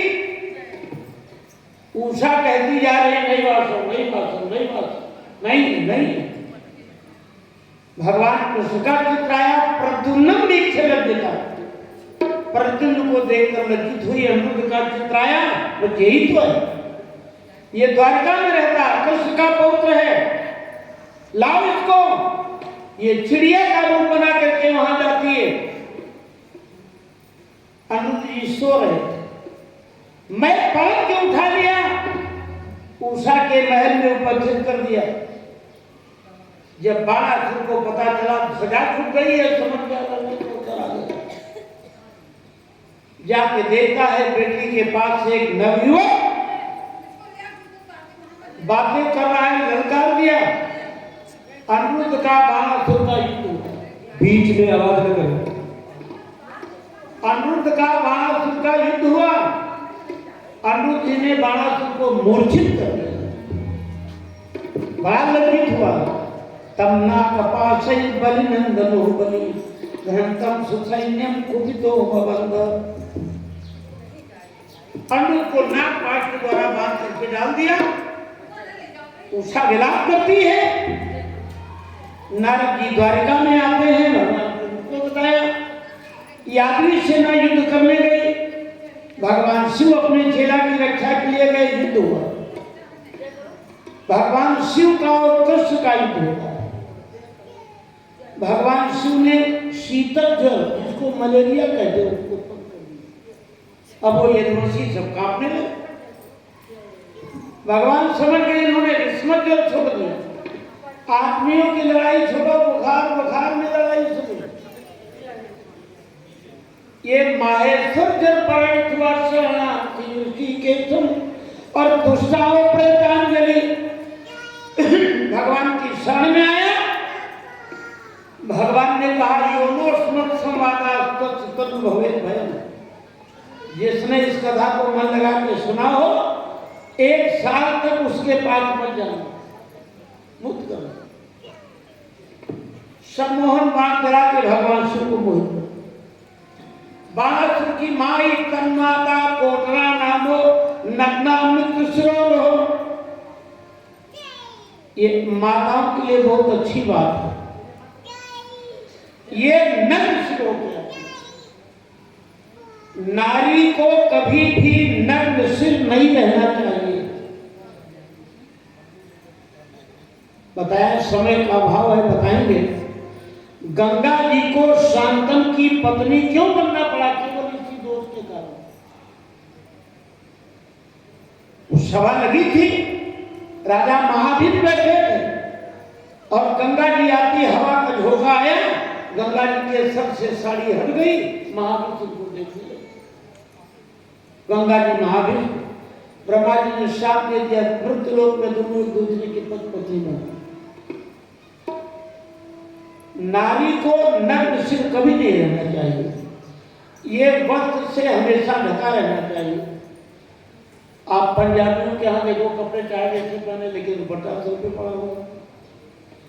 और हमारे आपके यहाँ के फैशन का मामला, अगर कोई लड़की सर ढक ले तो बगल वाली मार फुल रहे ब्याह के लड़के हम कहीं सब कपड़ा हमारे फेंक दो। गलत। कितना सर ढका हो, समझ लो, ये आपकी जो मांग का सिंदूर है, ये दूसरा पुरुष न देख सके। अब आप सोच लो कितना सर ढका होना चाहिए। इसीलिए आजकल, क्योंकि सर ढकना नहीं तो सिंदूर नहीं लगाना। जानते क्या करते हैं? ऐसे सीख बोली लगभग नहीं करते। देखा तो कोई क्या देखा तो तब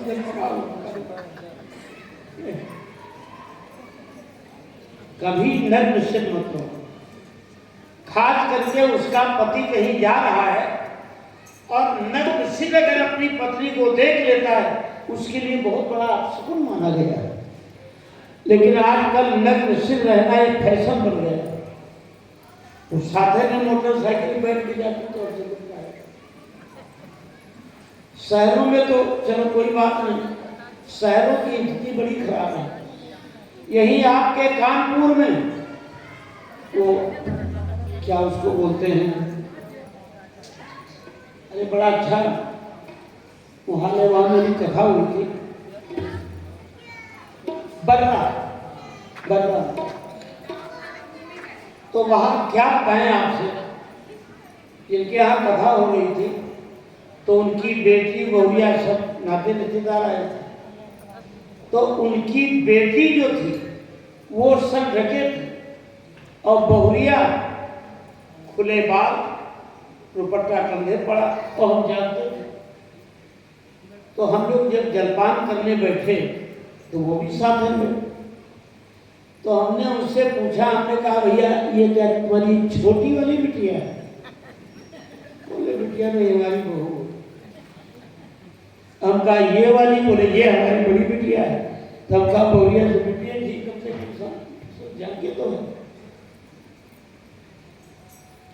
तो आजकल फैशन के चक्कर में समाज बहुत बिगड़ चुका है।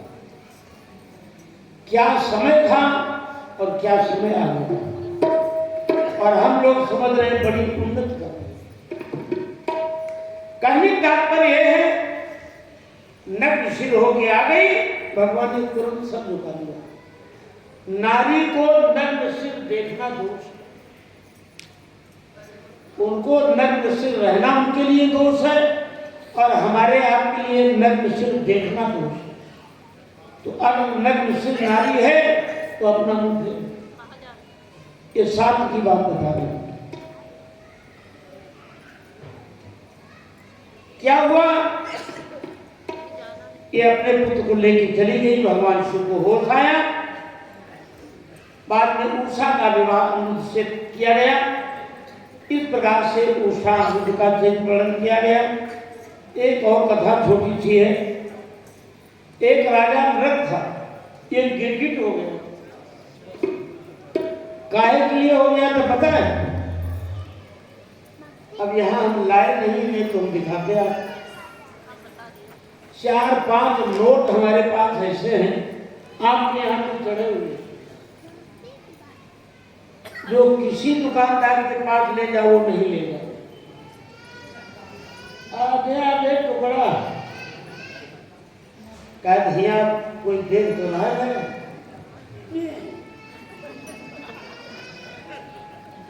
सब जुड़े हुए।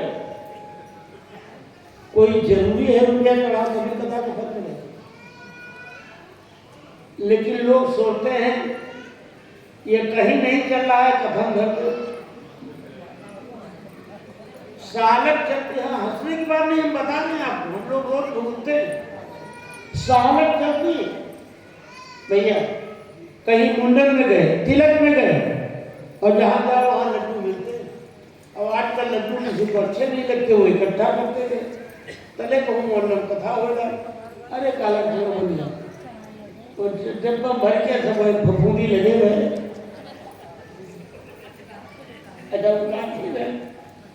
तो कथा इतनी सस्ती है, चाहे ऊंचा हो चाहे व्यक्ति गंदे आवत हो मिठाई, जब फल कोई न खाए चला दो, गलत है। आप थोड़ी वस्तु अर्पित करो, अगर ये खराब चीज आपको दी जाएगी आपको अच्छी लगेगी नहीं अच्छी लगेगी, तो आप भगवान को अर्पित कर रहे दे रहे हो, क्या भगवान जानते नहीं? सब जानते हैं। कभी ऐसी गलती मत करो। राजा में बहुत बड़ा दानी था, गिरगिट क्यों नहीं मिली? भगवान ने पूछा गिरगिट क्यों नहीं कैसे मिली? बोला नरो नाम नरेंद्रो हम इच्छाम तनय प्रभो दानी स्वाध्याय माने सुयदते कामल प्रसन्न। अगर दानियों की लिस्ट आई होगी तो आपने सबसे ऊपर मेरा नाम देखा होगा। मैंने बहुत बड़ा दान किया। यावत्या सीता भूमे यावत्यो दिवितारका यावत्यो वर्षधारा तावती रतदासवा। जितने पृथ्वी में बालू के कण, आप कैलकुलेटर लेके बैठो, जोड़ो लगाओ, सब कितने गिर पाओ। यावत्यो दिवितारका, आकाश में जितने नक्षत्र हैं। अच्छा गूगल बाबा से पूछो, सब बता देते। गंगा जी की बालू में यहाँ कत्ते कण, गूगल महाराज सब बता देते।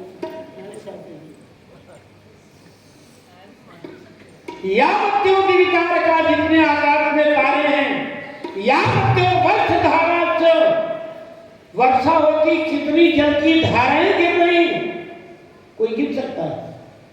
नृप कहता हमने इतनी गौएं दान की असल, और ये नहीं बुढ़िया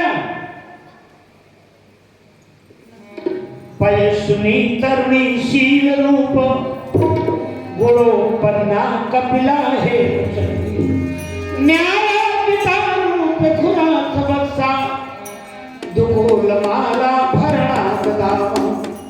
दूध देने वाले शील खुर सोने से मर के चांदी से मर के दान किया। एक बार एक गाय ब्राह्मण को दी, वो लेके चला गया, उसके हाथ से छूट के फिर हमारे को सोना में आ गया, हमने दोबारा बोल दे दिया। जिसको पहले दिया था वो ढूंढने आ रहा था, जिसको बाद में दिया लेके जा रहा था, दोनों लड़ गए। वो गाय मेरी, वो गाय मेरी। मेरे पास आए, हमने कहा भैया इसके बदले तुम 10 गाय ले लो, इनको दे दो। दूसरे से कहा तुमको 1.25 लाख कपिला दूंगे दें, बोले खुद नहीं, जाए लाख नृप कहता मैं कोई निर्णय नहीं कर पाया और मुझे गिरवी की प्राप्त हुई। जहर है वो जो पिएगा वही मरेगा, और अगर किसी दूसरे का ब्राह्मण का धन जबरदस्ती हरण करके आप खा रहे हो तो पूरे परिवार की बुद्धि भ्रष्ट। बताया जैसे आप लोग यहाँ फल लाते हो, मीठा लाते हो और यहाँ चढ़ाते हो, अब प्रसाद बन गया। अब यहाँ कोई कमेटी का व्यक्ति हो, कोई व्यक्ति हो या हम हो, अगर अपने हाथ से उठा के तुमको कोई दे दे, ये प्रसाद है। अच्छा जितने जनाब ऐसे छुआए दो, धन्य फिर हो रहा ये मिले नहीं कि हम दूध देते नहीं, और ये पकड़ा देते केला तो मैं छुआए दो, अपने घर जोड़ कर दो, घर में काय नहीं, गलत है कि नहीं? और उनसे प्रसाद बन गया। अपने हाथ से उठा के कोई आपको कुछ दे दे, वो आपके लिए प्रसाद है, और अपने आप चढ़ाए के यहाँ उठा दो। जो यो बता दिया जाए तो केला भले न उठाऊं, रुपया जो 10 चढ़ाई हुई है तो 100 का नोट उठा लेना, समझ के आया कीमत है नहीं, लेकिन दोष कभी ऐसा होता। इस प्रकार से अनेकानेक चीज बताए हैं। अब कथाएं बहुत हैं, मुख्य प्रसंग में आ रहे हैं। कृष्णस्यासि सखा कश्चित् ब्राह्मणो ब्रह्मवित्तमा। भागवत में सुदामा जी का कहीं नाम नहीं। कथा तो सुदामा जी की सुनाई जाती है, लेकिन नाम कहीं नहीं लिखा। पद्म पुराण में भी कथा है, वहां भी यही लिखा, कृष्णस्यासि सखा कश्चित्। कृष्ण का कोई सखा था, नाम नहीं लिखा। लेकिन ऋषियों ने, महापुरुषों ने नामकरण दिया है सुदामा। ये सांदीपन के यहां पढ़ते थे। सांदीपन जो थे, इनके पिता का नाम था,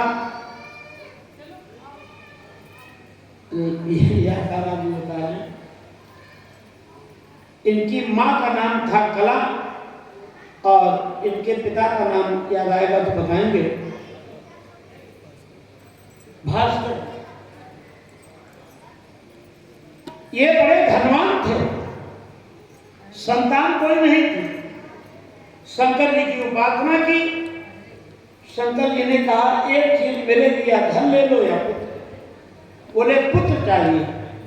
सुदामा जी घर में थे, घर में आग लग गई, सारा धन नष्ट हो गया, गौएं मर गई, सुदामा जी के पिता मर गए, और जब सुदामा जी पैदा हुए तो उनकी मां भी मर गई, अनाथ हो गए। तो जैसे आजकल अनाथालय चल रहे हैं, गुरुकुल चलते थे, तो इनको सांदीपन के यहाँ भेज दिया गया, वहीं पालन पोषण हुआ। भगवान कृष्ण भी वहीं अध्ययन करते थे। एक बार ऐसा हुआ, सांदीपन की पत्नी ने कहा, बेटा भोजन कैसे बनेगा, लकड़ी थी। भगवान बोले अभी लाते। थोड़े चना रखे थे, बहुत ध्यान सुनेंगे। ये चना कहां से आए थे, कैसे आए थे, ये केवल चनों का प्रभाव। एक ब्राह्मणी थी, ये भीख मांग के खाती। सहयोग की बात, आज उसको कुछ नहीं मिला, एक जगह थोड़े चना मिल गए, तो वो चना लेके आई, सोचा अब आज नहीं खाएंगे, कल सुबह खाएंगे, और चने की पोटली बना करके आंगन में पेड़ रखा, उसमें डाल दी। उसी दिन रात में चोर घुसे चोरी करने के लिए, तो क्या कुछ खाई में क्या मिला। वो देखा पेड़ में पोटली बंधी, तो सोचा इससे देखे क्या, पोटली को खोल लिया। जब उसने चना देखे, और उन्हीं के पास में सांदीपन का आवश्यक था, तो चोरों ने वो पोटली उठा के सांदीपन के आसमान में फेंक दी। प्रातः काल सांदीपन की पत्नी जब उठी, देखा पोटली, उठा के उसको रख दिया। इधर प्रातः काल ब्राह्मणी जब स्नान पूजन कर चुकी, तो मन में आया कि लाल हो जाना चला गया। तो वहां देखा पोटली में, रोने लगी, आंखों में आंसू आ गए, और इसने श्राप दे दिया, जो मेरे इन जनों को खाएगा वो धनी होगा। वही चने रखे, सांदीपन की पत्नी को नहीं पता है कि उन किसानों को साफ लगा हुआ। सुदामा जी को दे दिया। सुदामा जी जाते हैं, वन में लकड़ी तोड़ रहे, वृष्टि होने लगी। भगवान एक वृक्ष के नीचे खड़े, सुदामा जी झाड़ी में चले गए। सुदामा जी को लगी भूख, एक मुट्ठी चना निकाल के मुंह में डाले। भगवान के कान में आवाज पड़ी, भैया कुछ खा रहे हो? खाने क्या रखा? मारे ठंड के दांती कर घटा दी। गुरु सम कपट मित्र सन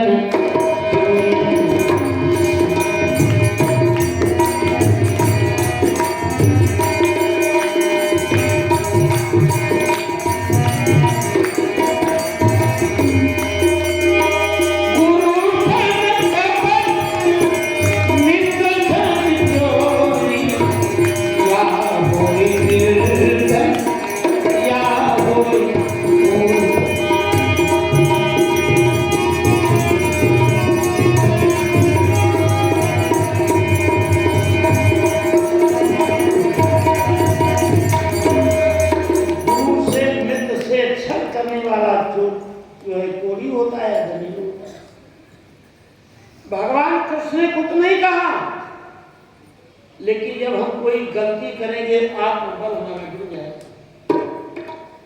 रावण इतना बलवान था, चलत दशानन जोड़त अवधि, लेकिन जब सीता जी का हरण किया है तो कुत्ते की तरह चौकन्ना होकर के दूर देख रहा, कोई आ तो नहीं रहा। कहने तात्पर्य यह है, भगवान कृष्ण ने नहीं कहा, लेकिन सुदामा जी को कष्ट। प्रातः काल गुरु जी गए, इनको लेके आए। भगवान कृष्ण ने गुरबानी को भी नहीं बताया। अपने मित्र के दोष को छिपाना चाहिए। बल्कि गोस्वामी जो लिख रहे हैं, निज दुख की रज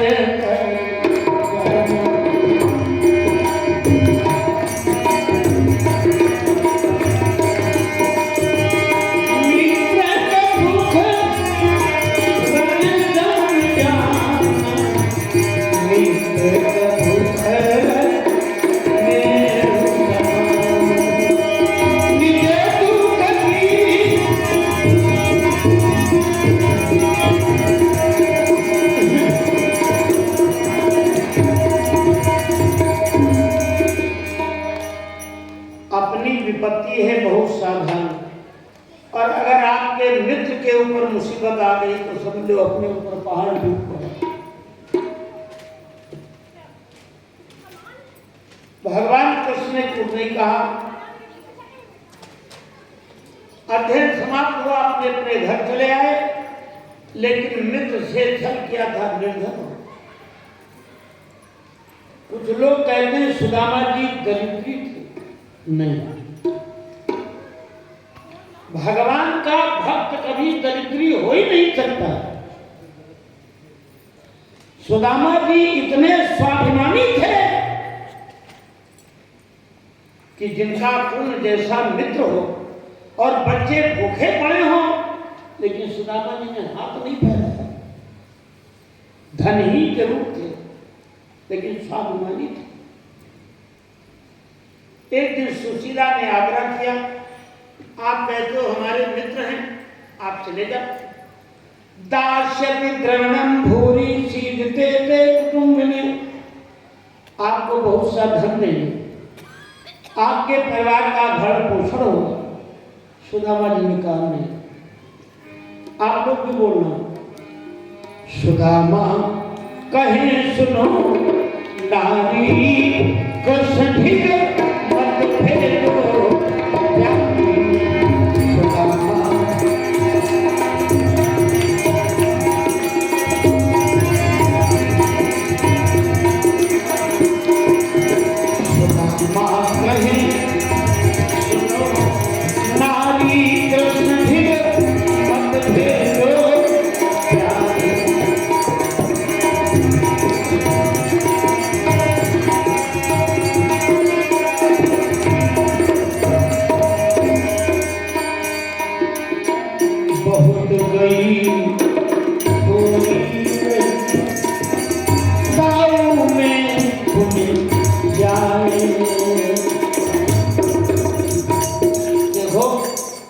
जिनके पास चावल हैं, जो माल लादे लादे थके जाते हैं, परेशान हो गए, हम बिल्ला ये उनको घर के,